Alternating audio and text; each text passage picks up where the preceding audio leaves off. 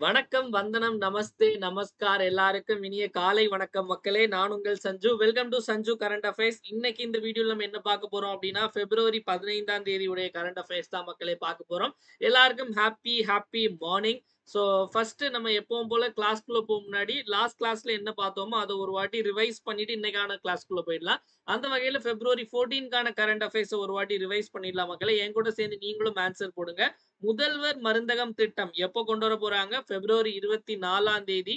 அடுத்த கேள்வி, தமிழகத்துல காதி அமைச்சராக, அதாவது காதி துறைக்கு வந்து யாருக்கு அலாட் பண்ணியிருக்காங்க அப்படின்னா, பொன்முடி அவர்களுக்கு இலாக்கா மாத்திருக்காங்க. அடுத்த கேள்வி நமக்கு வந்து போதைப் பொருள் இல்லாத தமிழகத்திற்காக ஒரு ஆப் லான்ச் பண்ணியிருக்காங்க. ட்ரக் ஃப்ரீ டிஎன் அப்படிங்கிற ஆப்.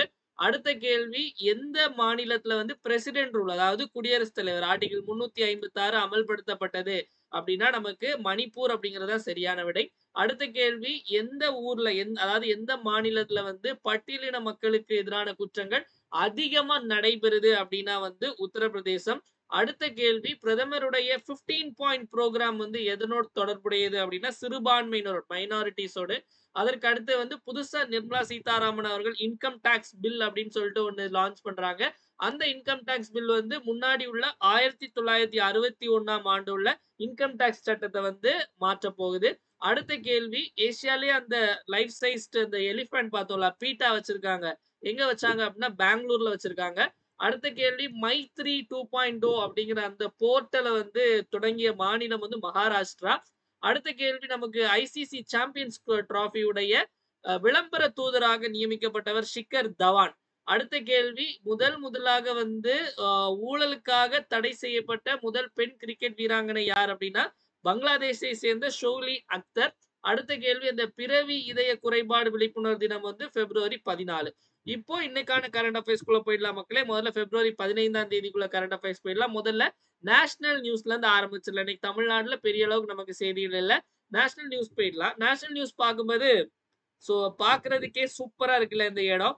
சோ இந்த இடம் வந்து இப்போ அதாவது வந்து ஒரு 2 நாள் முன்னாடி இந்த இந்த இடத்தினுடைய பெயர் என்ன அப்படின்னா ஃபாய் சாகர். ஓகேவா? அதாவது ஃபாய் சாகர் அப்படிங்கிறது இந்த லேக்கினுடைய பெயர். ஓகேவா? இந்த ஏரியினுடைய பெயர் என்ன அப்படின்னா ஃபாய் சாகர் அப்படிங்கிறது. சோ இன்னைக்கு அதனுடைய பெயர் என்ன அப்படின்னா வருணா சாகர். ஓகேவா? சோ வருணா சாகர் அப்படிங்கிறது இன்னைக்கு இதனுடைய பெயர். சோ இந்த பெயர் மாற்றங்கள் அப்படிங்கிறது நம்ம இந்தியால வந்து அதிகமா வந்து நடைபெறதான் செய்யுது. எந்த மாநிலத்துல மட்டும்தான் பார்க்கணும். ஓகேவா?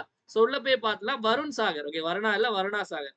So which state rename the Foy Sagar lake as Varun Sagar அப்படின்னு கேட்டிருக்காங்க. ஃபாய் சாகர் ஏரிக்கு வருண் சாகர் என பெயர் மாற்றம் செய்த மாநிலம் எது அப்படின்னா இது வந்து அதாவது அந்த ஊர்ல வந்து 2 பெயர் மாற்றம். ஒண்ணு வந்து இந்த ஏரிக்கு ஒரு பெயர் மாத்திருக்காங்களா? அதுக்கப்புறம் பார்த்தீங்க அப்படின்னா அங்க எட்வர்ட். ஓகேவா? சோ அதாவது கிங் எட்வர்ட் மெமோரியல்னு ஒண்ணு இருந்து. ஓகேவா? அதாவது மெமோரியல்னா நமக்கு நினைவகம். அதாவது எட்வர்ட் நினைவகத்த என்னன்னு பெயர் மாத்திருக்காங்க அப்படின்னா மகரிஷி தயானந்தா மெமோரியல். மகரிஷி தயானந்தா நினைவகம் அப்படின்னு சொல்லிட்டு மாத்திருக்காங்க. ஓகேவா? சோ இது ரெண்டுத்துக்குள்ள கதை என்னன்னு பாத்தீங்க அப்படின்னா ஃபாய் அப்படிங்கிறவர் யார் அப்படின்னா ஒரு இன்ஜினியர். ஓகேவா? அதாவது பிரிட்டிஷ் காலத்துல உள்ள ஒரு இன்ஜினியர்.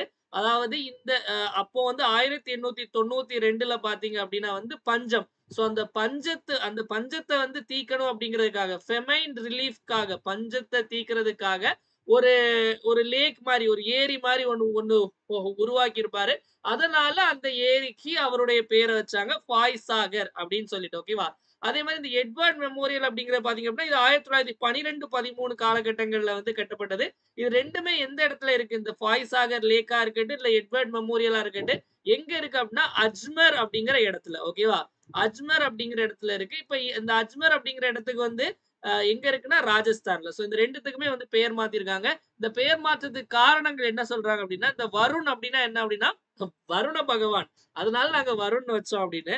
சரி, மகரிஷி தயானந்த சரஸ்வதிக்கும் அஜ்மருக்கும் என்ன சம்பந்தம் அப்படின்னா மகரிஷி தயானந்த சரஸ்வதி வந்து முக்தி பெற்ற, அதாவது இந்த நிர்வாணான்னு சொல்லுவாங்க. நிர்வாணா பெற்ற இடம் என்ன அப்படின்னா அஜ்மர். சோ அதனால இப்படி வச்சுன்னு சொல்லி புதுசு புதுசாலாம் உருட்டுறாங்க. ஈஸியா இந்த மாதிரி ஆப்ஷன் இருந்தா ஈஸியா கண்டுபிடிச்சிடலாம். கர்நாடகா காங்கிரஸ், தெலுங்கானா காங்கிரஸ், வெஸ்ட் பெங்கால்ல திரிணாமுல் காங்கிரஸ், ராஜஸ்தான்ல வந்து இந்த பெயர் மாற்றிருக்காங்க. ஓகேவா? சோ வெஸ்ட் பெங்கால்ல கூட இப்ப சமீபத்துல ஒரு பெயர் மாத்துனாங்க. என்ன அப்படின்னா வில்லியம் கோட்டை. அதாவது அத வெஸ்ட் பெங்கால் மாத்தல. நம்ம ஆர்மி சைடுல இருந்து மாத்துனது. ஃபோர்ட் வில்லியம் இருந்ததை வந்து என்னன்னு மாத்துனாங்க, விஜய் துர்க் அப்படின்னு சொல்லிட்டு பெயர் மாத்துனாங்க அப்படின்னு பார்த்தோம். அதே மாதிரி அந்தமான் நிக்கோபாருடைய தலைநகரமா உள்ள போர்ட் பிளேயருக்கு வந்து என்னன்னு பெயர் மாத்துனாங்க, ஸ்ரீ விஜயபுரம் அப்படின்னு சொல்லிட்டு பெயர் மாத்துனாங்க. ஓகேவா? சோ எல்லா இடத்துலயும் ஒரே விஜயா இருக்க மாதிரி இருக்குல்ல. ஆமா. ஓகேவா? சோ இதுதான் வந்து இந்த லேக்கு, இந்த மெமோரியல் பத்தின பெயர் மாற்றங்கள் பத்திய கதைகள். சோ நமக்கு ராஜஸ்தான்னு சொல்லும்போது, ராஜஸ்தானுடைய முதல்வர் யார் அப்படின்னா, பஜன்லால் சேட்டு. ஓகேவா? பஜன்லால் சர்மா தான் வந்து ராஜஸ்தானுடைய முதல்வர். பஜன்லால் சர்மா. ஓகேவா? அங்க யார் கவர்னர் அப்படின்னா, அவருடைய பெயர் வந்து வித்தியாசமா வரும். ஹரிபாவ் பகடே. ஹரிபாவ் பகடே அப்படிங்கிறவர் தான் அங்க உள்ள கவர்னர், ஆளுநர். ஹரிபாவ் பகடே ராஜஸ்தானுடைய ஆளுநர். பஜன்லால் சர்மா ராஜஸ்தானுடைய முதல்வர் அப்படிங்கிற ஞாபகம் வச்சுக்கோங்க. ராஜஸ்தான்ல பிஜேபி ஆட்சி நடைபெறுது. ஓகேவா? அடுத்த கேள்வி போயிடலாமா மக்களே? சோ நெக்ஸ்ட் கொஸ்டின் பாத்தீங்க அப்படின்னா, இவங்க எல்லாரையும் எங்கேயோ பார்த்த மாதிரி இருக்கா? கனிமொழி, அவங்க தமிழச்சி தங்கபாண்டியன், ஜோதிமணி, சுப்ரியா சூலே, இது யாரோ சுப்ரியா சூலே. அதாவது வந்து இவங்கெல்லாம் யாரு? நாடாளுமன்ற எம்பிகள். ஓகேவா? மக்களவை எம்பிக்கள். சோ நேத்து ஒரு ஸ்பெஷல் ரிப்போர்ட் ஒன்னு ரிலீஸ் பண்ணியிருந்தாங்க. அதுல வந்து அதாவது நம்மளுடைய நாடாளுமன்றத்துல, அதாவது மக்களவை இருக்குல்ல, லோக்சபா 18வது மக்களவையில வந்து எந்த மாநிலத்துல இருந்து அதிகமான பெண் எம்பிக்கள் வந்திருக்காங்க அப்படின்னு சொல்லிட்டு ஒரு லிஸ்ட் விட்டுருக்காங்க. அப்படி பார்க்கும்போது எந்த மாநிலத்துல இருந்து அதிகமான பெண் எம்பிக்கள் வந்திருக்காங்க அப்படின்னு பாத்தீங்க அப்படின்னா, வெஸ்ட் பெங்கால், மேற்கு வங்காளம் அப்படிங்கிறதா சரியான விடை. மேற்கு வங்காளத்துல பாத்தீங்க அப்படின்னா மொத்தம் அங்க 42 மக்களவை தொகுதி. ஓகேவா?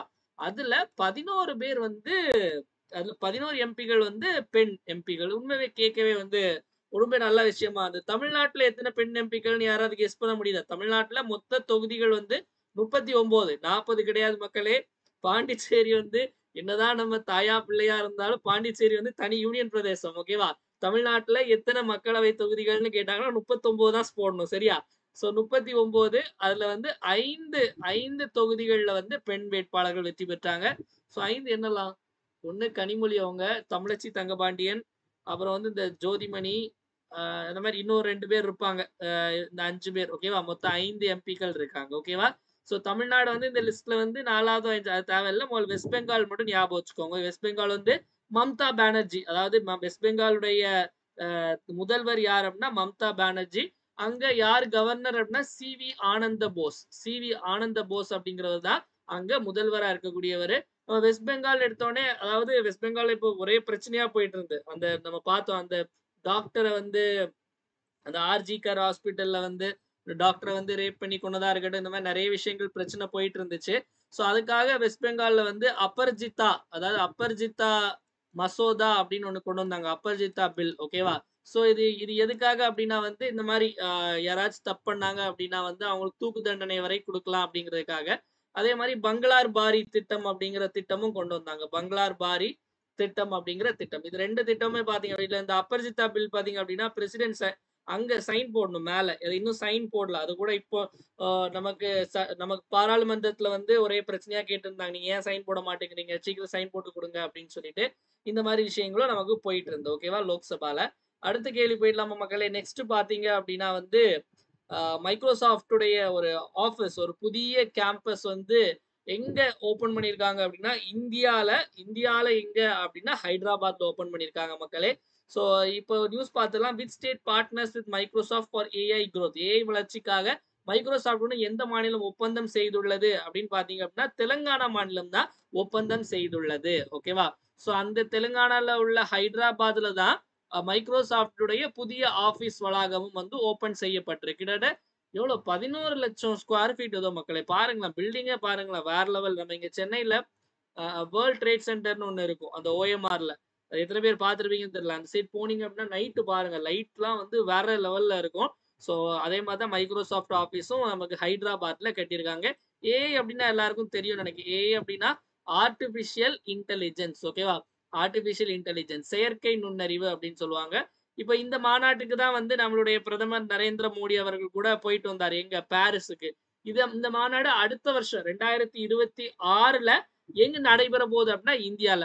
சோ அதுக்கப்புறம் வந்து நம்ம மோடி அவர்கள் எங்க போனார் அப்படின்னா டைரக்டா இங்க, ஐ மீன் அமெரிக்கா போயிட்டாரு. சோ அமெரிக்கால அங்க போன உடனே தன்னுடைய பழைய சிநேகிதனான ட்ரம்ப் கூட சேர்ந்து அப்படியே ஒரே உற்சாகமா இருந்தது. அதாவது அதாவது வந்து மோடி உட்கார்றதுக்காக இவர் சேர் எல்லாம் எடுத்து போடுறதா என்ன, சேர தள்ளி அட்ஜஸ்ட் பண்றதா என்ன, இந்த மாதிரி நிறைய விஷயங்கள் போயிட்டு இருந்து. சோ தெலுங்கானான்னு சொல்லும்போது தெலுங்கானால பாத்தீங்க அப்படின்னா மொத்தம் எத்தனை சட்டமன்ற தொகுதிகள் அப்படின்னு பாத்தீங்கன்னா 119 சட்டமன்ற தொகுதிகள். ஏன் இதை சொல்றேன் அப்படின்னா நமக்கு ஆந்திரால இருந்து தனியா பிரிஞ்சது. ஓகேவா? சோ நமக்கு என்னைக்கா நம்ம வந்து எடுக்கிறது எந்த எக்ஸாம்னாலும் என்னைக்குனாலும் கேட்கலாம். அதனால தான் நம்ம வந்து ஒரே நியூஸ திரும்ப திரும்ப நம்ம ஒவ்வொரு நாளும் சொன்னது இல்ல. ஒவ்வொரு டைம் சொல்லும்போது ஒரு ஒரு மாநிலத்த பத்தி ஒரு வாட்டி வந்து அங்க இருக்கக்கூடிய நேஷனல் பார்க் பத்தி சொன்னேன்னா, அதுக்கு அடுத்த நாள் சிஎம் கவர்னர் பத்தி சொல்லுவோம். இல்ல இந்த மாரி ஏதாவது ரிலேட்டடா தான் நம்ம சொல்லுவோம். சோ நம்ம தெலுங்கானாவுடைய அ சீஃப் மினிஸ்டர் யார் அப்படின்னா ரேவந்த் ரெட்டி. சோ காங்கிரஸ் உடைய ஆட்சி அங்க ரேவந்த் ரெட்டி தான் வந்து முதல்வரா இருக்காரு. அங்க வந்து யாரு கவர்னர் அப்படின்னா ஜிஷ்ணு தேவ் அப்படிங்கிறவர் தான் வந்து ஆளுநரா இருக்கிறார் மக்களே. தெலுங்கானால நம்ம சமீபத்துல பார்த்தோம். ஜனவரி 3 என்ன நாள்?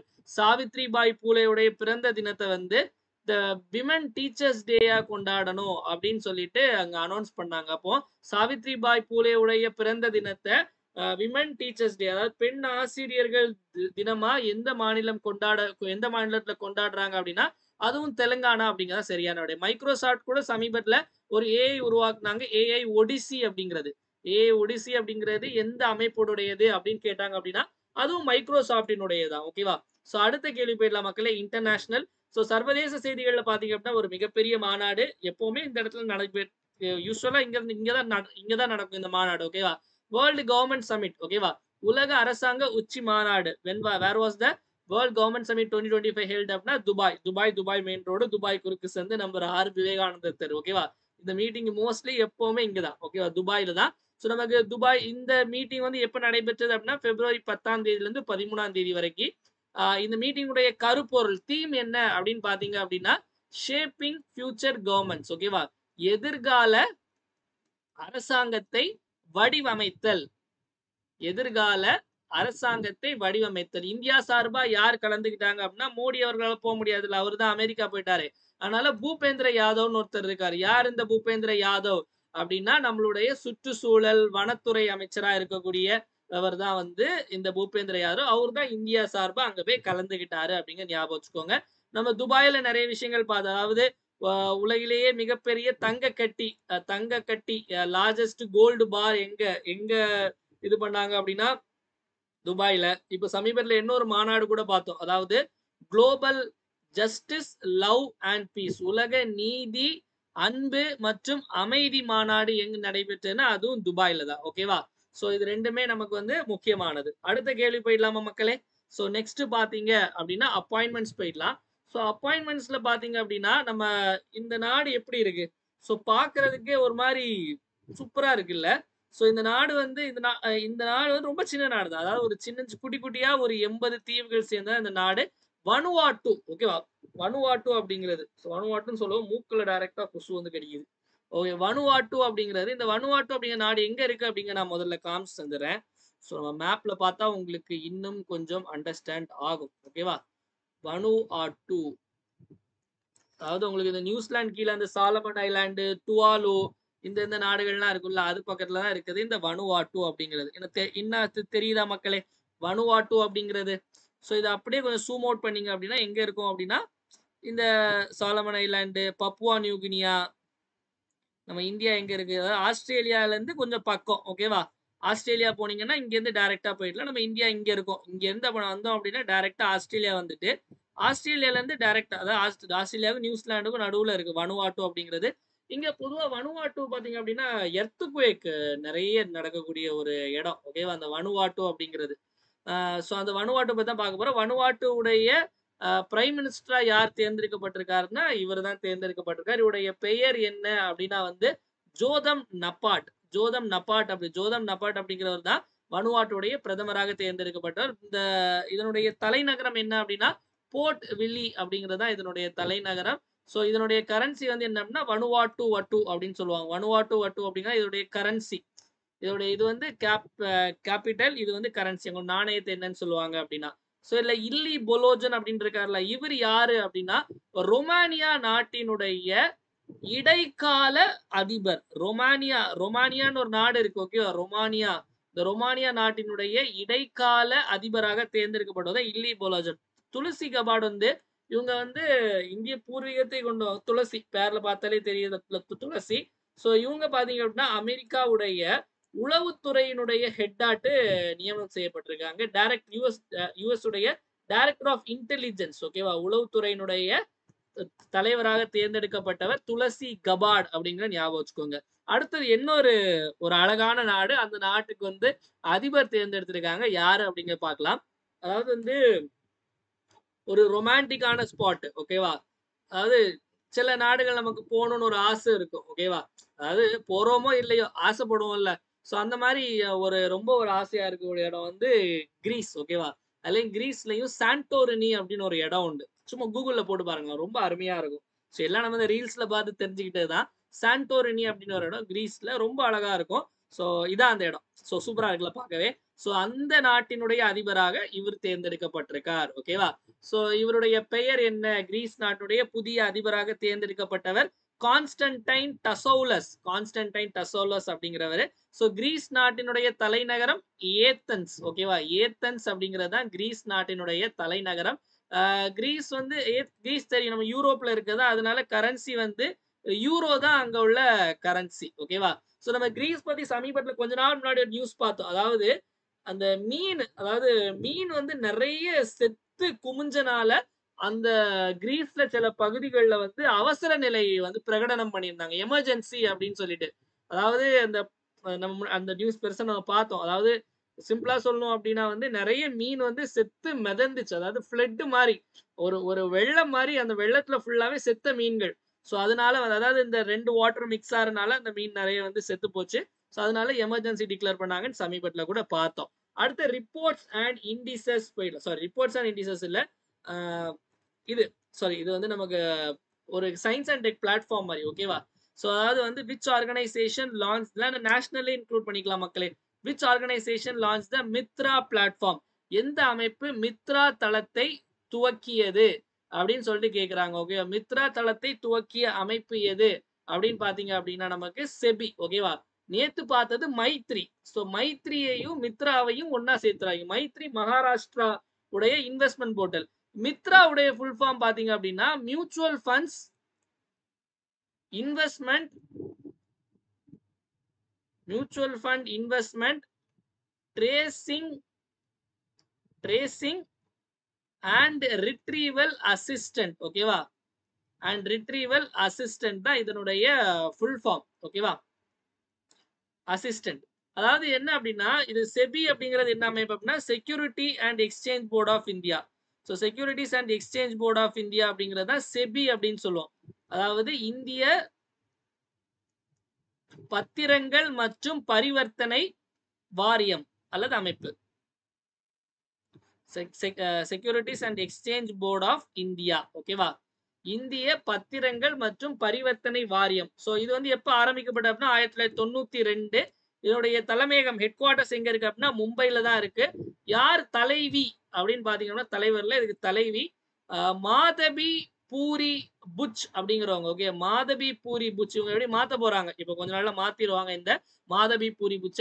சோ செபி உருவாக்குனது இந்த மித்ரா அப்படிங்கிற தளம். இந்த மித்ரா தளம் எதுக்காக அப்படின்னா அதாவது மியூச்சுவல் ஃபண்ட் ரொம்ப டீப்பா போக வேண்டாம் ஓகே. அதாவது மியூச்சுவல் ஃபண்ட் அதாவது வந்து இந்த ஆக்டிவேட் இல்லாம இருக்கக்கூடிய மியூச்சுவல் ஃபண்ட் போர்ட்ஃபோலியோ கண்டுபிடிக்கிறதுக்கான ஒரு பிளாட்ஃபார்ம் தான் இந்த மித்ரா. அதாவது இன்ஆக்டிவா இருக்கக்கூடிய மியூச்சுவல் ஃபண்ட்ஸ் அந்த அக்கௌண்ட்ஸ் எல்லாம் கண்டுபிடிக்கிறதுக்கானது ஓகேவா.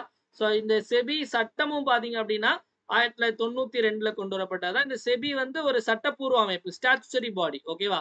ஸோ அடுத்த கேள்வி போயிடலாம் மக்களே. நெக்ஸ்ட் ஸ்போர்ட்ஸ் நியூஸ் போயிடலாம். ஸ்போர்ட்ஸ் நியூஸ்ல பாத்தீங்க அப்படின்னா அதாவது இந்தியால வந்து ஒரு மிகப்பெரிய ஒரு விளையாட்டு போட்டி என்ன அப்படின்னா 38th நேஷனல் கேம்ஸ். ஒவ்வொரு வருஷமும் இந்த விளையாட்டு போட்டிகள் கண்டக்ட் பண்ணுவாங்க.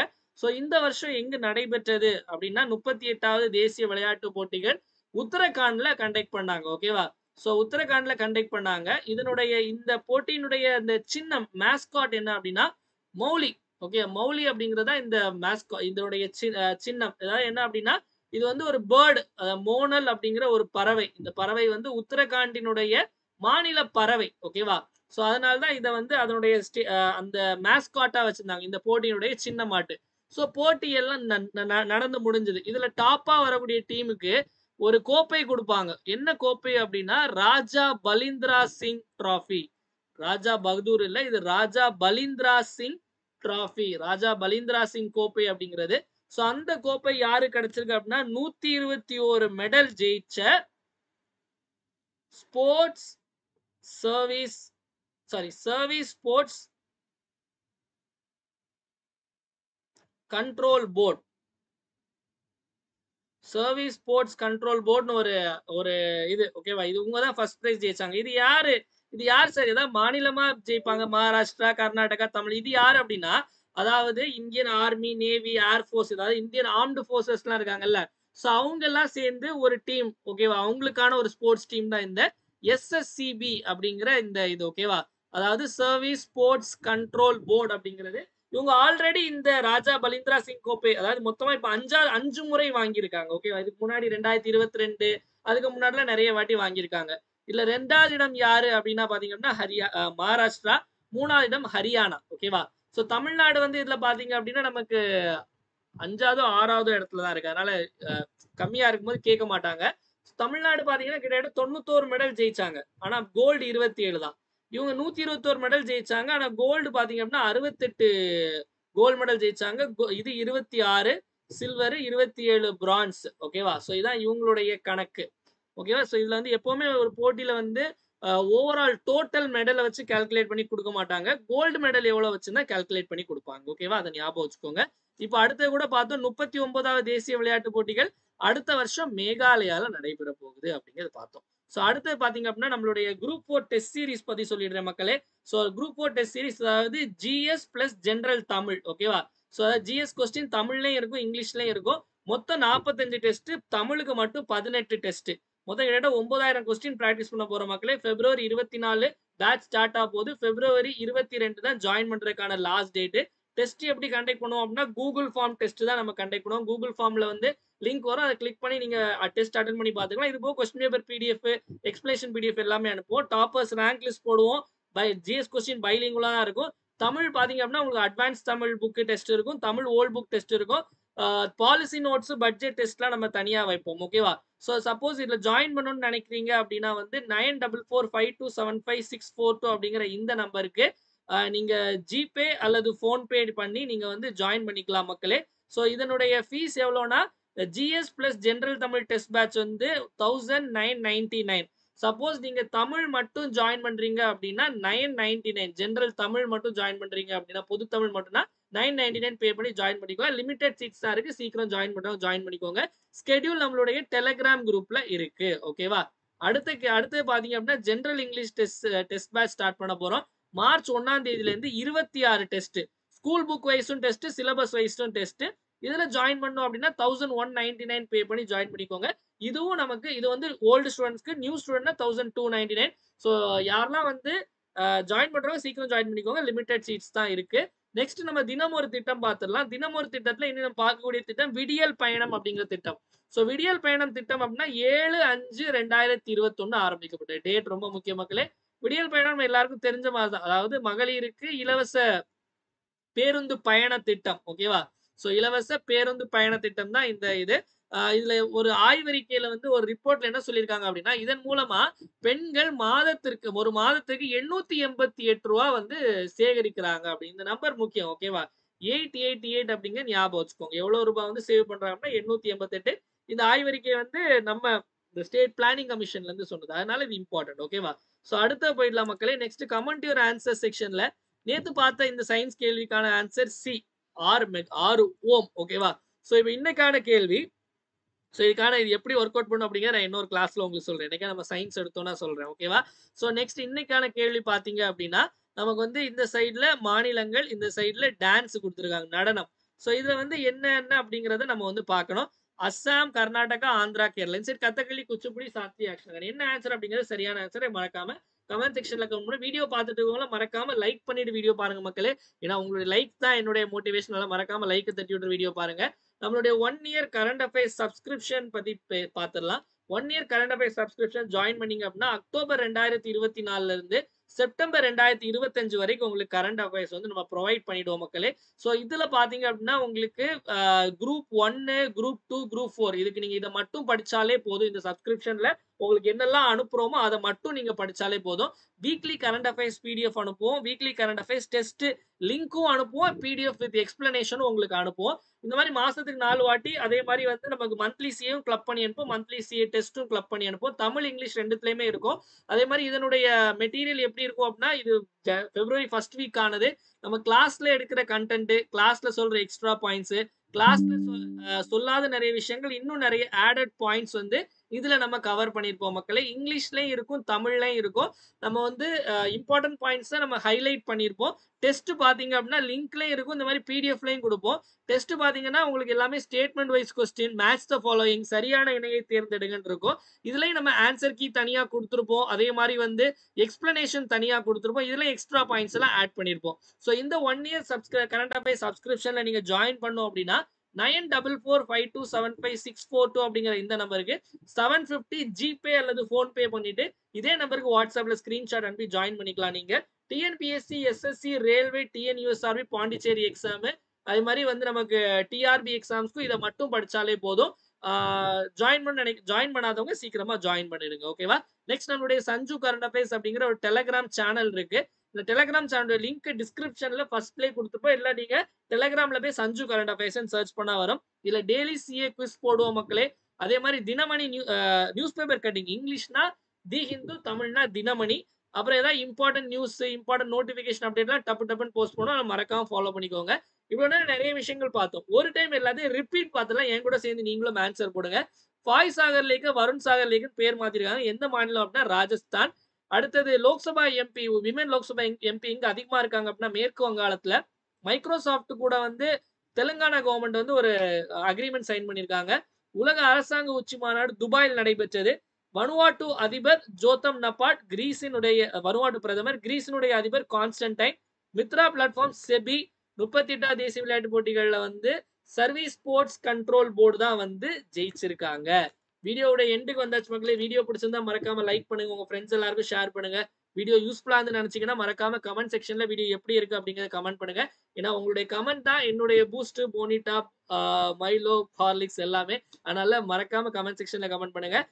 டெலிகிராம்ல போடுற குவிஸ் எல்லாரும் மறக்காம அட்டன் பண்ணுங்க மக்களே. மீண்டும் நாளை காலைல 5 மணிக்கு கரண்ட் அஃபேர்ஸ் கிளாஸ் சந்திப்போம். நன்றி, வணக்கம். இந்த நாள் இனிய நாளாக அமையட்டும். வாழ்க தமிழ், வளர்க தமிழ்நாடு.